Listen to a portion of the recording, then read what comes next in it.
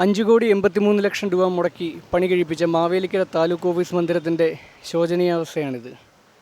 ബഹുമാനപ്പെട്ട റവന്യൂ വകുപ്പ് മന്ത്രി കെ രാജൻ ഉദ്ഘാടനം നിർവഹിച്ച ഈ കെട്ടിടം ഇതുവരെയും പൊതുജനങ്ങൾക്കായിട്ട് തുറന്നു നൽകിയിട്ടില്ല. മാവേലിക്കര താലൂക്ക് ഓഫീസ് ഉദ്ഘാടനം ഔദ്യോഗികമായി കഴിഞ്ഞു. എങ്കിൽ പോലും മാവേലിക്കര പ്രൈവറ്റ് ബസ് സ്റ്റാൻഡിന് ഉള്ള ഓഫീസ് കെട്ടിടത്തിൽ നിന്നും ഇങ്ങോട്ടേക്ക് അത് മാറ്റം ചെയ്തിട്ടില്ല. കാരണം അതിൻ്റെ ഉപകരണങ്ങളും മറ്റു കാര്യങ്ങളും വന്നിട്ടില്ല എന്നുള്ളതാണ് അറിയാൻ കഴിഞ്ഞിട്ടുള്ളത്. അത് എത്രയും പെട്ടെന്ന് മാറ്റി ജനങ്ങൾക്ക് തുറന്നു കൊടുക്കണം എന്നാണ് വ്യക്തമായ എൻ്റെ ഒരു അഭിപ്രായം. മിക്കവരും നൂറിനാട്ട് ഭാഗത്തു നിന്നാണ് കൂടുതൽ ആൾക്കാർ വരുന്നത്.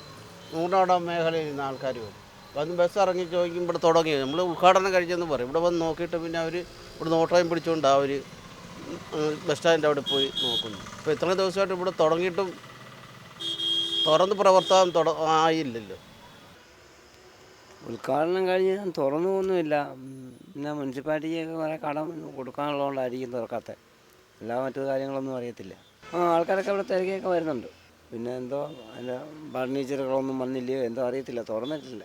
പുതിയ വീഞ്ഞ് പഴയ കുപ്പിയിൽ തന്നെ. കോടികൾ മുടക്കി ഉദ്ഘാടനം നിർവഹിച്ച മാവേലിക്കര താലൂക്ക് ഓഫീസ് മന്ദിരം ഇപ്പോഴും പ്രവർത്തിക്കുന്നത് പഴയ കെട്ടിടത്തിൽ. 140 ന്യൂസ്, മാവേലിക്കര.